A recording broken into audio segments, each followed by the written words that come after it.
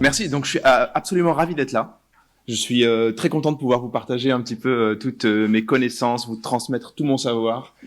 Et si je peux, ne serait-ce qu'un tout petit peu vous aider dans le travail remarquable que vous faites, eh ben j'en serais très fier. Voilà. Et puis, par ailleurs, si je peux au moins vous apprendre des choses et vous sensibiliser à ce thème de l'intelligence collective, ce sera déjà très bien. Juste une petite note pour commencer. N'hésitez pas vraiment, si vous avez envie, n'hésitez pas à m'interrompre. Ça me dérange pas du tout, au contraire, j'aime bien quand c'est un peu interactif, un peu moins formel. Et si vous avez une question, une remarque, une contestation, n'hésitez pas, vous pouvez juste lever la main, je vous donne la parole et puis on discute. D'accord ? Ok, donc je suis chercheur, comme le disait Sophie. Ça fait maintenant une quinzaine d'années que je travaille sur ce thème de l'intelligence collective. Et alors c'est pas un domaine de recherche qui est très connu. Hein. Je m'en rends compte quand je parle avec des gens autour de moi. Le grand public imagine bien un chimiste ou un physicien avec une blouse et une pipette, mais un chercheur en intelligence collective, on me demande souvent un peu ce que je fais de mes journées, quoi. On me dit bon, c'est quoi ton quotidien en fait ? Comment on procède ? C'est quoi cette drôle de science ?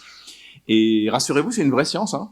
On fait des études sur le terrain, par exemple. On se rend dans un endroit où il y a des gens qui discutent et on regarde comment ça marche. On développe des modèles mathématiques. Et mon favori, on fait des expériences. J'adore faire des expériences. On fait plein d'expériences en laboratoire. Alors, je vais vous en montrer quelques-unes. Hein, vous allez voir. Je vais vous mettre directement dans le bain. Et un type d'expérience qu'on aime bien faire, comme on a illustré ici, c'est on recrute un groupe de participants de différentes tailles. Hein, ça peut être 5 personnes, 10 personnes, 100 personnes, selon la question qu'on se pose. Et puis, on les met face à un problème et on les laisse se débrouiller. C'est un type d'expérience un peu particulier. Et l'idée, c'est de voir comment un groupe en autogestion va réussir à s'auto-organiser pour gérer un problème particulier. Et ensuite, on peut comparer ça avec des modèles plus théoriques, et puis progressivement, comme ça, on fait avancer la connaissance. Alors, je vous ai préparé un exemple ici sur cette photographie. C'est une expérience qu'on a réalisée. Je vais vous la décrire pour rentrer directement dans le vif du sujet. En fait, on recrute un groupe de 100 participants et il s'agit d'un problème de coordination. Donc, en fait, on va leur montrer. Je regarde si j'ai un pointeur ici. Ouais, j'ai un pointeur, super. On va leur montrer une image comme celle-ci, minimaliste en pixel art. Et puis, on va leur donner des panneaux de couleurs que vous voyez là sur le côté. Et ensuite, on leur demande de reproduire cette image en prenant chacun un panneau de couleurs et en se plaçant sur les points rouges que vous voyez là. D'accord ? C'est donc un problème de coordination. Le groupe doit se coordonner et on leur dit qu'il faut le faire le plus vite possible. Alors, je vous montre une vidéo. C'est une vidéo accélérée. Donc, cette expérience prend 10-12 minutes à réaliser. C'est très rigolo à regarder de l'extérieur quand on est expérimentateur parce que les gens se disputent beaucoup. Dans ce genre d'expérience, ils courent dans tous les sens, ils prennent les mauvais panneaux, etc. Et puis finalement, ils finissent quand même par y arriver, comme vous le voyez ici. Mais c'est très laborieux, hein, et donc c'est assez marrant à regarder, en particulier quand on les voit manquer de coordination, qu'ils ont le même panneau, qu'ils vont à la même place, etc. Donc c'est un exercice de coordination. Et au-delà du côté sympathique de regarder ça, on peut faire des vraies études dessus. Voici par exemple un résultat qu'on a obtenu. Il s'agit d'un groupe, c'est le même groupe de 100 personnes, d'accord, qui réalise cette expérience 8 fois de suite avec des modèles différents, d'accord. Donc sur l'axe horizontal ici, vous avez les différents modèles qu'on leur a présentés, donc le premier et puis le 8e, et c'est le même groupe et à chaque fois on mesure le temps de réalisation comme un facteur une mesure de performance pour voir à quel point ils ont réussi à se coordonner. Et ce que vous voyez sur ce graphique, c'est qu'au début, c'est très laborieux. Hein, ils mettent plus de 10 minutes avant d'y arriver. C'est la situation où ils se disputent, là. Et puis, ensuite, on recommence, et puis on recommence, et ça marche toujours pas. Et à un moment, il se passe un truc. Et d'un seul coup, comme vous pouvez le voir là au milieu, on a une sorte de transition qui va opérer, et à la fin, ils y arrivent plutôt pas mal. En moins de 5 minutes, c'est bouclé. Est-ce que vous avez une intuition, une idée de ce qui s'est passé pendant cette phase de transition ? Est-ce que vous pouvez deviner un peu qu'est-ce qu'il y a eu, sachant qu'on leur a pas donné d'instructions particulières, on les a juste laissés s'organiser. Vous avez une petite intuition ? Ouais, j'ai entendu attribuer des rôles et trouver un leader. Ouais, c'est ça. C'est un peu ce qui s'est passé. J'allais dire trouver. Pardon, et il y avait une remarque au micro tout à l'heure ? Un leader. Un leader à nouveau, ouais, d'accord, ok. Exactement. C'est exactement ce qui se passe. Alors, on leur donne aucune instruction, hein. C'est en autogestion, c'est auto-organisé. Mais ce qui va se produire, c'est qu'au bout d'un moment, il y a une personne parmi les 100, en voici un, qui en a un peu marre de tout ce bazar et qui va commencer à élever la voix de manière un peu autoritaire en disant « Ok, stop, arrêtez de courir dans tous les sens. Vous allez maintenant m'écouter. Toi, tu vas prendre ce panneau, tu vas aller sur cette case. Toi, tu vas prendre ce panneau, tu vas aller sur cette case, etc. » Et à partir de ce moment, ça commence à marcher beaucoup mieux. Ce qui se passe dans ce cas-là, c'est que l'intégralité du travail qu'on leur a demandé, du travail intellectuel de coordination, va d'un seul coup se centraliser sur une seule personne. Il y a une personne, un cerveau qui va faire tout le travail et qui va distribuer ses instructions aux autres qui ne seront plus que des exécutants. D'accord ? On dit que le système s'est centralisé d'un seul coup, c'est-à-dire que la résolution du problème est confiée à une personne et les autres s'occupent simplement de sa réalisation. D'accord ?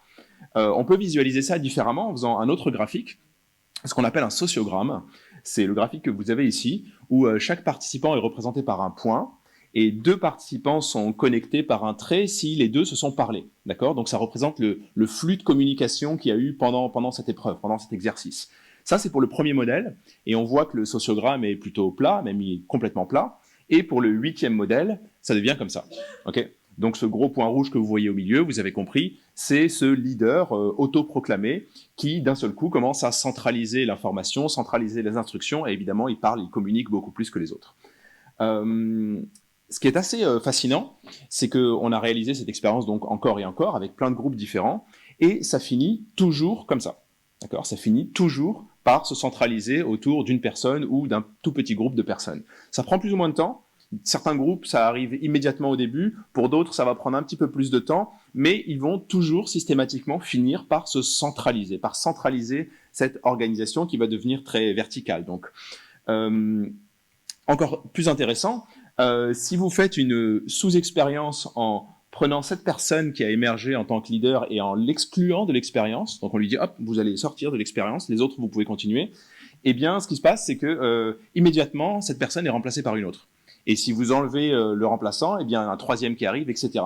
Les participants n'aiment pas du tout quand je fais ça, parce que en général ils se sentent soudain soulagés quand il y a le chef qui est apparu, et quand je dis au chef de s'en aller, ils sont un peu agacés parce qu'ils doivent recommencer à s'organiser. Et souvent ils me disent mais arrête de nous enlever notre chef, c'est la seule solution. C'est là que ça va devenir intéressant. Ils me disent c'est la seule solution pour ce problème. On a besoin d'un chef, on a besoin de quelqu'un qui nous dit quoi faire, sinon on n'y arrive pas. C'est intéressant parce que c'est. Oui, dites-moi. Et si vous imposez de façon aléatoire le chef, ça fait la même chose ou ça traduit qu'il y a une personnalité de la personne qui s'impose ? C'est une bonne question. Je pense que si on l'avait imposé, ça leur aurait simplifié le travail et qu'ils auraient pu, ils se seraient appuyés sur les règles qu'on a dictées. Ce qui me fait dire ça, c'est que lorsqu'on enlève ce chef, il y en a un autre qui le remplace. Et si on enlève le remplaçant, il y a une troisième qui arrive. C'est que c'est pas nécessairement dépendant de la personnalité, finalement. C'est qu'à un moment donné, il faut un chef et il y a une personne qui arrive, je pense. Mais tout ça, c'est très culturel, finalement. Hein, parce que quand ils sont un peu dépourvus de solutions comme ça, les participants vont s'appuyer sur un modèle qu'ils ont en tête, ils vont penser à ce qu'ils ont autour d'eux dans notre société, et puis ils vont se dire, oui, comme dans nos sociétés, souvent les choses sont centralisées, verticales, ils disent, voilà, c'est notre solution, c'est la seule qui existe. Nous, en tant que chercheurs, notre but, c'est de trouver d'autres façons de faire. Et parfois, on va regarder dans la nature, et prenons par exemple les fourmis. Les fourmis, c'est un système très intéressant parce que un groupe de fourmis est souvent confronté au même genre de problème de coordination, par exemple pendant la construction du nid. Ce que vous avez ici, c'est une expérience qui montre en accéléré un travail de construction de fourmilières. Donc en fait, vous prenez des fourmis, vous les mettez dans une boîte avec des petites boulettes de terre, et puis d'un seul coup, elles vont se mettre à construire spontanément. Parce que les fourmis se sentent pas en sécurité dans une boîte transparente, donc d'un seul coup, elles se mettent à construire. Et nous, on peut analyser ensuite comment elles s'organisent. Dans une fourmilière, dans un groupe de fourmis, c'est complètement décentralisé. Il n'y a pas de chef, contrairement à ce qu'on peut penser. La reine des fourmis n'a aucun rôle de chef. Il n'y a pas de plan préétabli, donc elles sont pas en train de suivre un plan génétique qu'elles ont appris par cœur. C'est auto-organisé. En fait, ça porte un nom un peu technique dans le jargon. Ça s'appelle de la stigmergie. Alors la stigmergie, c'est cette idée que chacun fait les choses non pas en fonction des ordres qu'il reçoit, mais en fonction de ce que les autres ont déjà fait juste avant. C'est-à-dire que s'il y a une fourmi qui commence à construire un pilier, une autre va la voir et va se dire « Ah, il y a un pilier qui est en train de se faire là, je vais en faire un autre à côté, parce que c'est ce qu'il faut faire. » Une troisième voit les 2 piliers et se dit « Ah bah moi je vais commencer à construire un toit par-dessus », etc. En fait, chaque individu s'appuie sur ce que les autres sont en train de faire pour commencer à construire la prochaine étape. On fait ça souvent d'ailleurs, si on y pense, Wikipédia par exemple, écrire un article Wikipédia, c'est de la stigmergie. C'est-à-dire que l'article est en train d'être construit par d'autres gens, et puis vous voyez ce qui est en train d'être fait, vous voyez une erreur par exemple, vous allez la corriger, ou bien vous voyez un paragraphe qui commence à naître, vous allez le compléter, etc. La stigmergie, c'est cette idée de s'appuyer sur le travail qui est en cours de réalisation pour faire la prochaine étape, plutôt que de s'appuyer sur un commandement centralisé.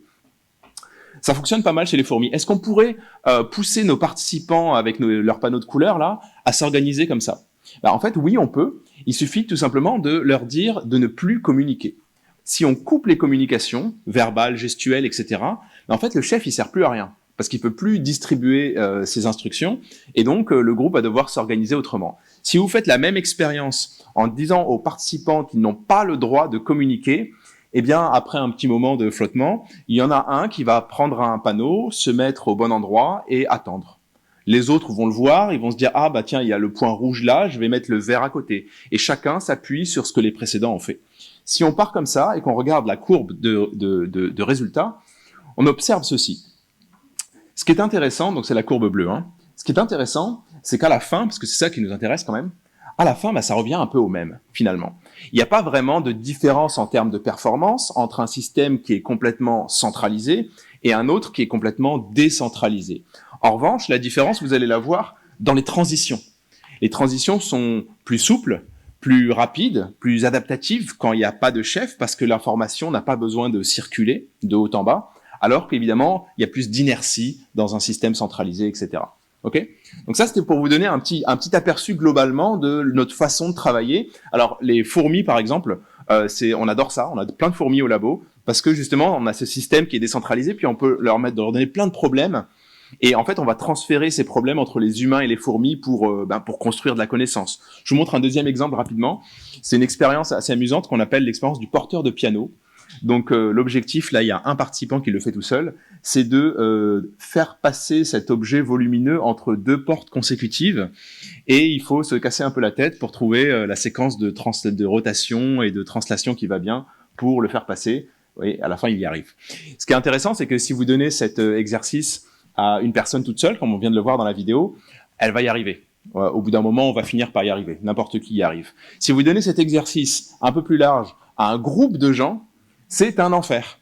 Ils passent leur temps à se disputer. Ils n'y arrivent pas. Il y a des gens qui crient, ils disent non, par ici, par là, etc. Encore plus intéressant, les fourmis. On peut transférer ce dispositif expérimental à l'échelle d'une fourmi, en gardant les proportions. On le fait comme ça. Vous voyez, une fourmi seule cette fois-ci. Alors, la fourmi essaie de faire passer cet objet à travers les 2 portes parce qu'elle pense que c'est de la nourriture. En fait, on l'a trempé dans une boîte de nourriture pour chat. Et la fourmi le sent et elle pense que c'est de la nourriture, donc elle essaie de l'emmener au nid. Contrairement aux humains où l'individu y arrive très bien, mais le groupe n'y arrive pas, eh bien, la fourmi seule, elle va jamais y arriver. C'est un enfer pour elle. Alors qu'un groupe de fourmis, elles y arrivent très très bien. C'est assez fascinant, ça. Vous donnez cet exercice à un groupe de fourmis et vous allez voir qu'au bout d'un moment, ça va passer. En fait, ce qui se passe... Allez, les petites fourmis, allez-y. Allez, voilà. Et en fait, ce qui se passe, à nouveau, on s'intéresse au mécanisme. On se dit, mais comment ça se fait qu'un groupe d'humains n'y arrive pas alors qu'un groupe de fourmis y arrive bien, etc. Le groupe d'humains s'appuie trop sur les communications. Il y a nécessairement quelqu'un qui va essayer de guider les autres en criant. Les groupes de fourmis, de toute façon, elles peuvent pas se parler. Et donc, ce qu'elles font, c'est que chacune va pousser dans la direction qui lui semble la meilleure. Et en fait, on se retrouve avec une sorte de système de vote, mais pas un vote avec un bulletin dans une urne, un vote par poussée majoritaire. Et l'endroit où ça pousse le plus, eh bien, c'est l'endroit qui va avancer progressivement. Et en faisant ça, tout simplement, donc une sorte de mini-démocratie, quoi. Et en faisant ça, eh bien, ça marche beaucoup mieux. Ok. Tout ça, c'était mon intro. C'était pour vous donner un peu un aperçu global de ce qui se passe. Plus précisément, il faut voir l'intelligence collective comme une sorte de boîte à outils. On a parlé de plusieurs méthodes, hein. J'ai mentionné ce vote par poussée majoritaire, j'ai parlé de stigmergie, j'ai parlé de centralisation, c'est une méthode qui existe. Et en fait, il existe plein de méthodes comme ça d'intelligence collective. Et il se trouve qu'il y en a qui fonctionnent bien ou d'autres qui fonctionnent moins bien selon le problème qu'on essaie de résoudre. D'accord ? Donc il faut trouver cette correspondance entre la nature du problème et la façon dont on va s'organiser pour le résoudre le mieux possible. Il y a une idée reçue que j'essaie de contrecarrer souvent, c'est l'idée que l'intelligence collective, c'est un peu une idée un peu simpliste finalement. C'est cette idée que l'intelligence collective, ça se résume à un grand débat. Souvent, quand je parle aux gens, ils me disent « Oui, nous, on fait de l'intelligence collective. On a passé 4 heures cet après-midi à faire un grand débat avec tous les employés. Tout le monde était convié. On a parlé, c'était épuisant. Et puis, voilà, c'est de l'intelligence collective. » C'est pas vraiment ça en science. L'intelligence collective, c'est beaucoup de méthodes, en fait. C'est très méthodique. C'est-à-dire que, en fait, c'est cette idée d'avoir un répertoire de méthodes possibles qui vont s'appliquer chacune à un type de problème différent. Et nous, moi, mon travail de chercheur, finalement, c'est de remplir ce répertoire avec plein de nouvelles méthodes et à chaque fois d'avoir cette correspondance avec un certain type de problème. Alors, je voudrais vous montrer et plonger un peu plus en détail dans cette boîte à outils. On va voir quels sont les outils qui la constituent. Et pour ça, on va passer en revue différents types de problèmes, des choses qu'on a étudiées en laboratoire. Puis, je vais essayer de vous emmener un petit peu dans le processus de réflexion qu'on a eu, sans vous donner immédiatement la réponse. Si vous voulez même, vous pourrez essayer de participer vous-même, et puis on va voir si on peut arriver au bon outil ensemble avant que je vous donne la bonne réponse. Il y a un problème, par exemple, sur lequel on a pas mal travaillé. C'est un problème collectif à nouveau, un problème de logique. On s'est dit, ok, est-ce que on peut, vous voyez, cette fois-ci, c'est pas du tout, les gens ne se déplacent pas, c'est pas manuel, c'est un travail purement intellectuel, un travail de réflexion logique. On a pris un test qui est un test très connu en psychologie, qui s'appelle le test de Raven, qui sert à mesurer la fluidité du raisonnement non verbal. C'est un test qui est constitué de 36 questions qui ressemblent à ça. Donc là, vous avez la première, qui est très facile. Les questions sont classées par ordre de difficulté. Donc, par exemple, pour cette première question, et toutes les questions sont pareilles, hein, vous avez un bloc de 9 symboles, avec un symbole qui manque en bas à droite, et vous devez trouver quel est le symbole manquant pour suivre la suite logique, parmi les 8 propositions qui sont en bas. D'accord ? Par exemple, celle-ci, elle est très facile, hein, c'est la première, vous avez trouvé la réponse. Montrez-moi avec vos doigts quel est le numéro de la réponse. 5, ouais. Oui, exactement, c'est la 5. C'est ça ? Ouais, c'est la 5. Je voulais juste vérifier, je n'étais pas sûr. C'est la 5e, exactement. Ok, là vous y arrivez très bien parce que c'est la première, c'est la plus facile, mais déjà si on commence à arriver à la deuxième, hein, c'est un peu moins rigolo parce qu'il faut commencer à réfléchir et tout ça, celle-là elle est plus difficile. Attends, restez avec moi parce que je vois que vous êtes concentrés sur le test. Restez avec moi. Et le but de notre expérience, c'est de nous demander, ok, on a 36 questions qui sont de plus en plus difficiles. Imaginons qu'on ait un groupe de 100 personnes à notre disposition. 100 personnes qui réfléchissent ensemble. Comment on peut faire pour organiser ces 100 personnes pour qu'elles obtiennent collectivement, tout ensemble, le meilleur score possible à ce test sur 36, d'accord ? Comment on fait ? Est-ce que on les laisse débattre, on organise un grand brainstorming, ou bien est-ce qu'on fait voter, est-ce qu'on les divise en petits groupes, etc. Quelle est la meilleure méthode, la meilleure organisation possible pour résoudre un problème de logique ? Ok ?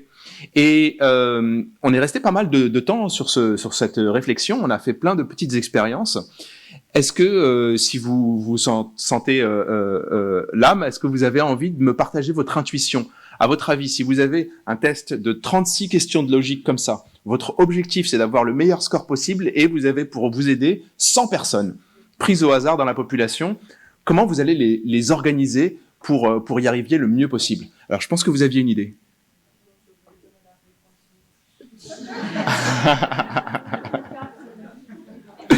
On reviendra après sur la réponse à ce test.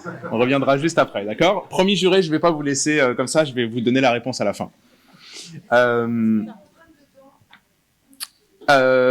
Disons qu'il n'y a pas de contrainte de temps, mais dans un délai raisonnable quand même, d'accord ? Est-ce que votre âme de chef ou de manager pourrait imaginer une solution pour conduire 100 personnes à résoudre ce problème-là du mieux possible ? Ouais, dites-moi, monsieur. Comment vous feriez ? Peut-être on peut proposer, est-ce que chacun donne son idée, un système de vote, et on prend le meilleur vote, celui qui a le plus de voix. Chacun donne son idée, donc on commence par donner la parole aux participants, on leur dit... Ils ont un bouton, quelque chose, enfin ils votent sur les 1, 2... On fait que voter, directement, sans parler, sans interaction. Ok. Pourquoi pas? Ça peut être une solution. L'idée du vote, elle est peut-être un peu contre-intuitive. On va voir après si ça marche. Hein. Je vais vous montrer de toute façon tous les résultats. Elle est peut-être un peu contre-intuitive parce que je vous ai dit, on prend 100 personnes au hasard, comme nous on le fait pour nos expériences. Et c'est sûrement des gens qui ont plein de qualités, mais il y en a plein qui sont un peu nuls en logique finalement. C'est normal dans un échantillon de 100 personnes pris au hasard. Si vous prenez des gens qui sont pas particulièrement doués et que vous les faites voter, est-ce que par magie ça va faire ressortir la bonne réponse? C'est un point d'interrogation. J'ai une deuxième proposition là-bas. Moi, je tenterai de faire des petits groupes. Oui. Et une personne de chaque petit groupe donne sa solution pour mettre la solution en commun. Et puis réfléchir ensemble à la bonne solution. Donc on commence d'abord par des réflexions en petits groupes. Et ensuite, on a une sorte de représentant par groupe qu'on remet ensemble pour refaire une discussion plus large. Ok, donc on discute, mais de façon un peu pyramidale comme ça. Pourquoi pas? Une autre solution, s'il vous plaît? Ouais, dites-moi. Allez-y. Pardon.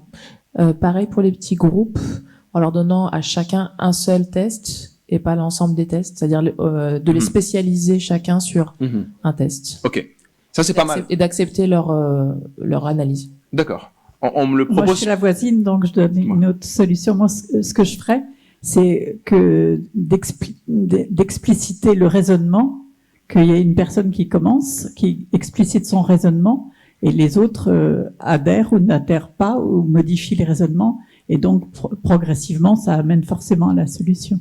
D'accord. Ok, donc là, on va plus être dans la discussion. Est-ce que... Allez, je peux en prendre une dernière, mais après, il faut que je continue. Dites-moi. Je ferai un peu la même chose qu'en Claire, dans le sens, je donnerai la première question à tout le groupe, je verrai les personnes qui comprennent la logique. Après, à ce petit groupe de personnes qui ont résolu le premier test, je leur donnerai le deuxième test. Et au deuxième groupe qui a réussi à résoudre le deuxième test, je leur donnerai le troisième test. Ouais. D'accord, j'ai compris. Ok. On peut. C'est une autre approche. Vous pensez que ça marche dans tous les contextes? Il peut y avoir des moments où c'est un peu à celui qui crie le plus fort quand même, hein, quand on laisse les gens discuter comme ça. Je vais vous montrer des exemples après. Reprenons ce problème-là. On pourrait se dire intuitivement, en fait, moi, je vais organiser un grand débat parce qu'on aime bien les débats, c'est bien. Donc, on laisse une discussion libre entre 100 personnes. Je vous le dis tout de suite, ça marche pas très bien. Vous prenez 100 personnes, vous leur montrez un problème de logique et vous les laissez discuter. Ce qui va se passer, c'est que sur les 100, il y en a 90 qui vont pas ouvrir la bouche. Forcément. D'accord? Parce qu'ils sont un peu intimidés, parce que ils ont pas envie de réfléchir, ou parce que ils ont besoin de plus de temps, etc. Et le problème, c'est que ceux qui vont parler, c'est pas nécessairement les meilleurs. Eh oui. On sait que les gens qui s'expriment le plus en public, c'est pas nécessairement ceux qui ont les meilleures compétences, c'est juste ceux qui sont le plus à l'aise socialement, le plus extravertis, etc. Et donc, en fait, vous allez filtrer votre groupe non pas sur la base de la compétence, mais sur la base de la confiance en soi. Et en fait, ça conduit pas à des super résultats. J'ai une deuxième solution qu'on me propose souvent, que j'appelle un peu la solution DRH, où parfois on me dit « Non mais moi j'ai 100 personnes, à quoi ça sert de les utiliser tous? En fait, je vais aller chercher le meilleur. Donc je vais les filtrer. » Donc je leur fais faire des pré-tests ou bien je leur demande qui est bon en logique. Tous ceux qui sont pas bons, vous pouvez rentrer chez vous et je vais garder juste le meilleur ou le deuxième meilleur. Alors ça fonctionne pas super bien non plus. En particulier si vous faites de l'auto-évaluation. Voilà, c'est terrible l'auto-évaluation. On connaît par exemple un grand biais qui s'appelle l'effet Dunning-Kruger. C'est un biais cognitif qui a été identifié par ces deux psychologues, David Dunning et Justin Kruger. Ils ont utilisé le même test qu'on est en train d'étudier en ce moment, le test de Raven, et ils ont demandé à un groupe de participants d'auto-évaluer leurs compétences en logique. Et ils obtiennent la courbe grise que vous voyez là, plutôt noire, qui veut dire en gros que tout le monde répond qu'il est un peu au-dessus de la moyenne. D'accord? Est-ce que vous êtes bon? Ouais, je suis pas excellent, mais bon, un peu meilleur que les autres. Donc tout le monde se voit un peu au-dessus de la moyenne. Ensuite, vous donnez ce test aux gens, aux mêmes personnes, vous le faites passer, puis vous obtenez la courbe grise, et vous vous rendez compte qu'en fait, ceux qui ont un très mauvais score au test, ils se voyaient un peu au-dessus de la moyenne, et ceux qui ont un excellent score au test, ils se voyaient un peu au-dessus de la moyenne aussi. D'accord? C'est ce qu'on appelle l'effet Dunning-Kruger, donc les moins bons ont tendance à se surestimer, et les meilleurs à se sous-estimer un petit peu. Donc ça va pas nous aider, d'ailleurs c'est pas propre à ce test de logique, hein. L'effet Dunning-Kruger, ça s'applique à tous les domaines, ils l'ont testé par exemple ici sur le sens de l'humour. Donc si quelqu'un vous dit « ouais, je suis plutôt marrant comme personne », peut-être pas. ils l'ont testé dans les compétences de grammaire et d'orthographe, la conduite automobile. La conduite automobile, par exemple, vous faites des sondages, vous allez voir que 80% des gens répondent qu'ils conduisent mieux que les autres, ce qui est statistiquement impossible, évidemment. Ok, on va pas y arriver avec le filtrage. Le vote, la toute première chose qu'on m'a proposé, c'était le vote. Alors le vote, pareil, ça paraît un peu contre-intuitif, parce qu'on se dit, on fait voter monsieur et madame tout le monde, ils ont sûrement plein de qualités, mais pas bon en logique, donc est-ce que leur avis vaut quelque chose? À nouveau, il faut pas juste avoir une conviction, on peut essayer de comprendre s'il y a un mécanisme derrière qui pourrait marcher. Et si on a compris le mécanisme, on peut aller plus loin. Faisons le test suivant.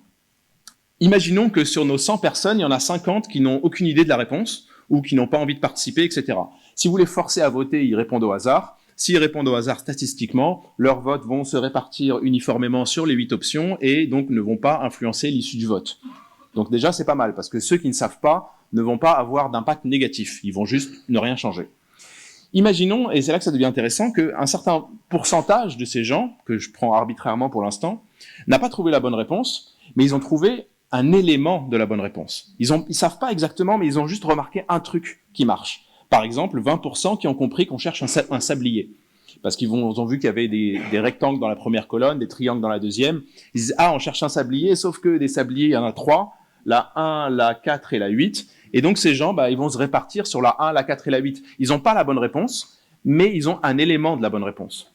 Peut-être qu'il y en a d'autres dans ce groupe qui ont un autre élément. Par exemple, qu'ils ont compris que le sablier devait être vertical, parce qu'ils ont repéré ce fameux mouvement de rotation.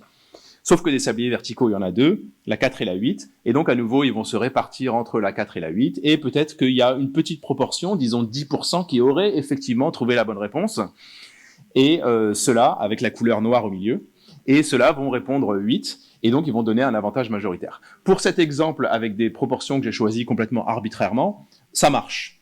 Ce qui est chouette, c'est que vous pouvez changer ces proportions comme vous voulez, ça marche toujours. C'est-à-dire que si la question est très difficile, qu'il y en a 85% qui n'ont aucune idée, seulement 10% qui ont le sablier, 4 qui ont le sablier vertical et 1 sur 100 qui a la bonne réponse, eh bien on a toujours effectivement la barre la plus haute qui va sur la bonne réponse. On a testé ça expérimentalement avec des groupes de 100, plusieurs groupes de 100. Le résultat qu'on obtient pour cette question-là est exactement celui qui est prédit par les théories, celui que vous avez là. 1, 4 et 8 qui a la majorité. Le test contient 36 questions, donc on l'a fait pour toutes les 36 questions et on va regarder ensemble les résultats. Le score moyen de chaque personne dans le groupe, c'est de 61% de bonnes réponses. D'accord ? C'est le score moyen individuel. Okay ? Donc on a des groupes où, en moyenne, si vous prenez une personne au hasard, vous pouvez espérer avoir 61% de bonnes réponses. Dans chaque groupe de 100, on est allé regarder quel était le meilleur score. Le meilleur score était de 87% de bonnes réponses. Okay ? Donc si vous filtrez votre groupe de manière parfaite, que vous arrivez à récupérer le meilleur, eh bien, vous allez avoir 87% de bonnes réponses. Si vous faites un vote, et comme on a compris le mécanisme, on se doute que ça devrait très bien marcher, vous obtenez effectivement 100% de bonnes réponses, ça marche à tous les coups. D'accord ? Donc, ce qui est assez fascinant avec ce truc, c'est que vous avez un groupe quand même, où en moyenne, les gens ont 61 sur 100, le meilleur, il a 87 sur 100, donc intuitivement, on se dit, c'est notre limite haute, quoi, c'est notre plafond, on peut pas aller au-dessus de 87, parce que c'est le meilleur. Mais en fait, si, parce que si on prend un collectif, on peut dépasser le meilleur et arriver jusqu'à 100% de bonnes réponses. D'accord ? Donc ça, c'est la solution, la méthode qu'on a dans notre boîte à outils, qui est privilégiée pour ce type de problème. Faire un vote, et on sait que ça marche parce qu'on a compris le mécanisme qu'il y avait derrière, on sait que ça allait marcher à tous les coups. Faites attention cependant de ne pas généraliser trop vite. Si vous vous dites à partir de là que vous allez désormais voter pour toutes les décisions que vous devez prendre ensemble, eh bien, je vais refroidir vos ardeurs immédiatement. Par exemple, avec un quiz de culture générale. J'ai récupéré cet extrait de l'émission de télé Qui veut gagner des millions. Je vous ai fait des petites captures d'écran. Vous avez un candidat ici qui s'appelle Henri. J'ai regardé l'émission. Et il a cette question, qu'est-ce qui gravite autour de la Terre ? Et il doit choisir entre ces 4 propositions, la Lune, le Soleil, Mars ou Vénus. A priori, ça n'a pas l'air trop difficile. Mais Henri ne sait pas. C'est pas grave.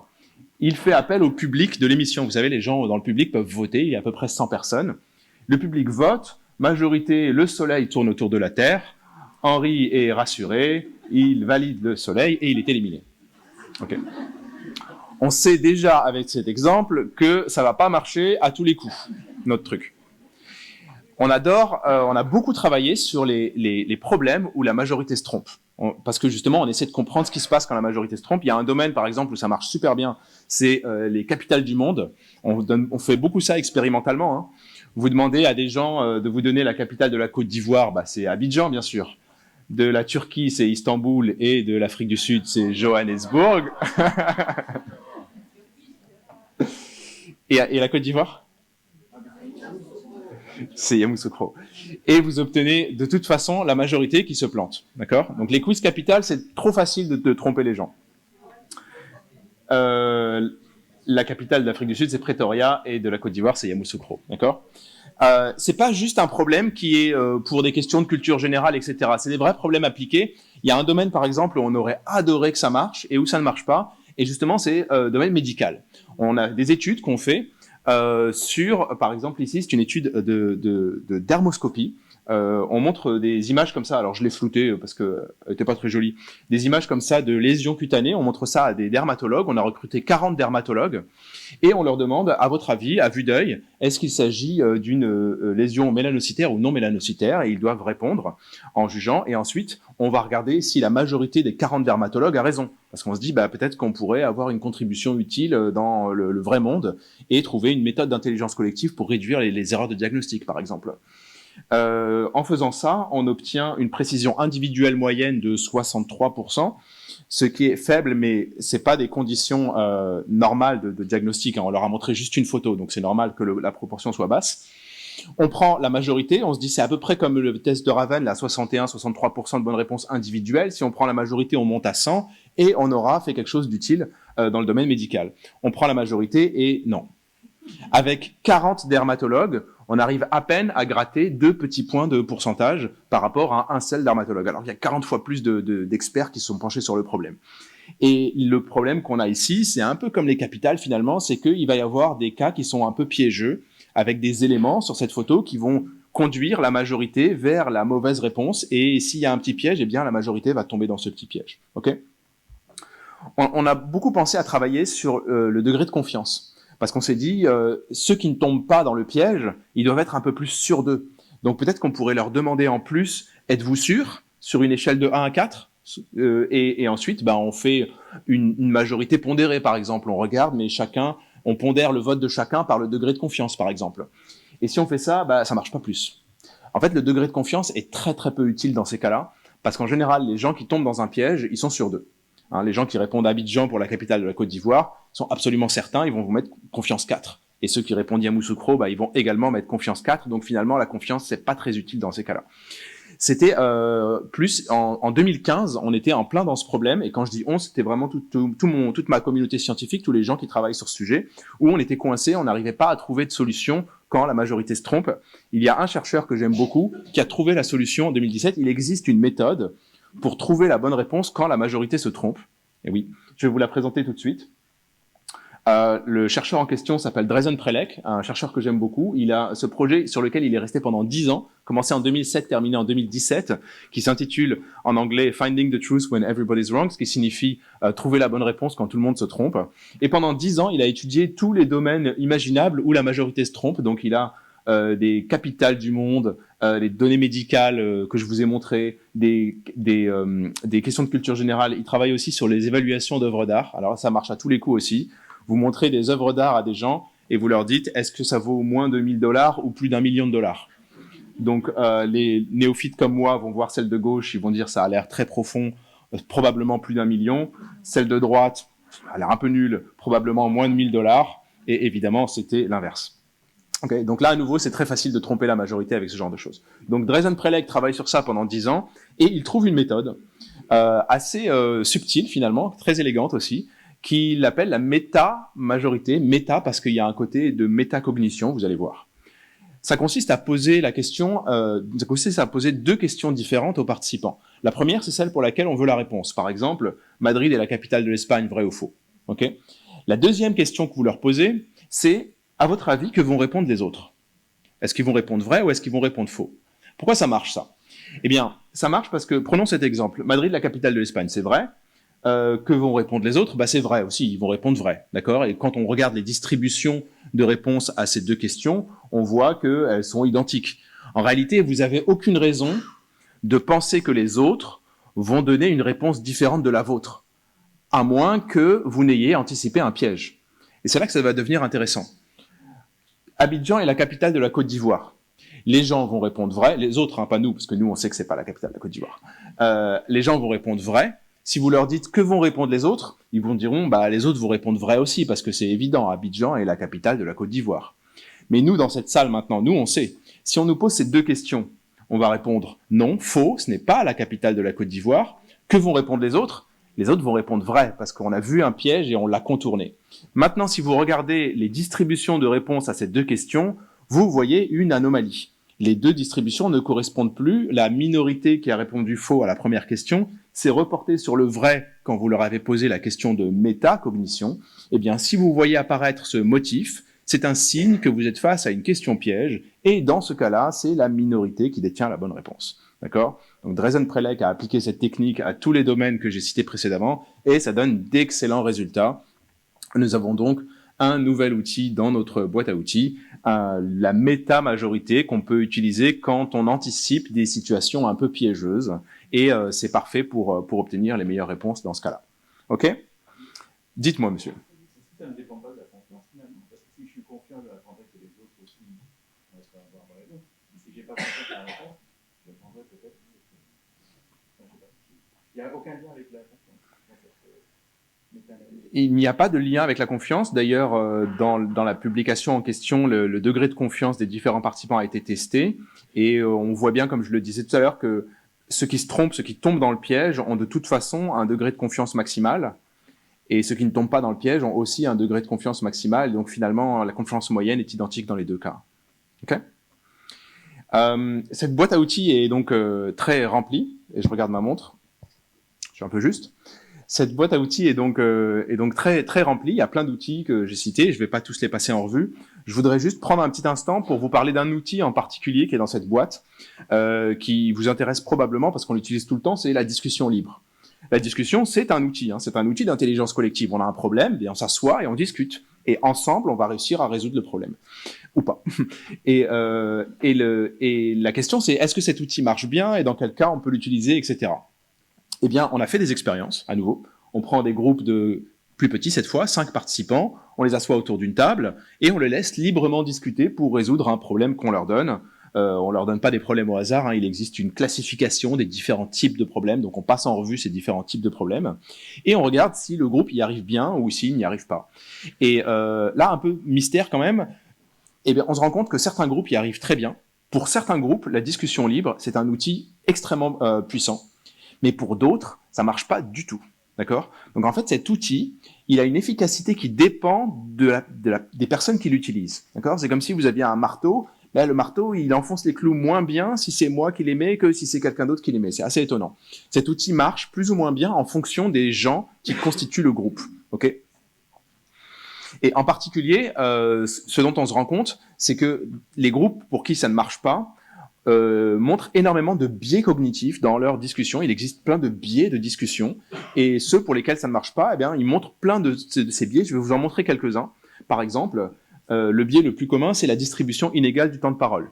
Okay, donc vous laissez le groupe discuter, vous chronométrez combien de temps parle chaque personne, vous les rangez du plus bavard au moins bavard, vous allez voir systématiquement le plus bavard qui parle beaucoup plus que le deuxième plus bavard, qui parle un peu plus que le troisième, et les autres qui parlent presque pas. D'accord? Vous avez quasiment systématiquement cette distribution. Ça, c'est un problème. C'est pas inoffensif, c'est un problème parce que plus on parle, plus on influence la décision collective, et ceux qui parlent le plus ne sont à nouveau pas nécessairement les meilleurs. On dit que le temps de parole est corrélé avec des attributs arbitraires, comme le fait d'être un homme, le fait d'être plus âgé, ou le fait d'avoir un statut professionnel plus important. D'accord? Et donc, en fait, c'est un résultat hyper solide, hein, il n'y a aucun doute là-dessus.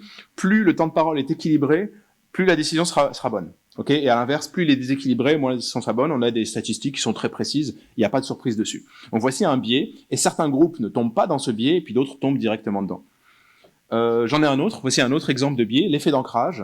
L'effet d'ancrage, c'est le poids démesuré qui est donné à la première idée qui arrive pendant la discussion. Okay, donc ça, c'est une expérience d'estimation de grandeur. Donc les participants doivent discuter pour estimer une grandeur numérique, par exemple la distance en kilomètres entre deux villes. Et on se rend compte que la première valeur qui va être mentionnée pendant la discussion, eh bien, elle va avoir une influence très forte sur le choix final du groupe, d'accord? Alors que c'est complètement arbitraire, c'est un peu aléatoire à nouveau. Donc ça s'appelle l'effet d'ancrage. Des biais comme ça, il y en a beaucoup.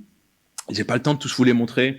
Je les ai juste résumés rapidement ici. Au début, j'avais prévu de les passer en revue, puis en fait, ça rentre pas dans le timing.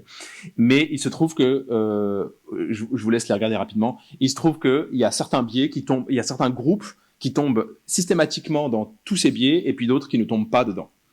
Pourquoi certains groupes tombent dans les biais et pas d'autres? Est-ce qu'il y a quelque chose dans la composition du groupe qui nous permettrait d'anticiper lesquels vont montrer le plus de biais et lesquels vont montrer moins de biais? C'est intéressant ça comme question. Pourquoi certains groupes parviennent à éviter ces biais et d'autres non? Eh bien, en fait, on a trouvé un élément, un critère dans la composition du groupe qui fait que effectivement certains groupes y arrivent mieux que d'autres. Ce critère, il est assez étonnant, c'est une facette de notre personnalité qu'on appelle l'intelligence sociale ou la sensibilité sociale. Les groupes composés de gens qui ont un score d'intelligence sociale élevé ne tombent pas dans les pièges cognitifs, alors que les groupes composés de gens qui ont un score d'intelligence sociale plus faible tombent dans les pièges cognitifs. C'est quoi l'intelligence sociale? Ça se mesure très facilement. On le mesure à l'aide du test de lecture dans les yeux.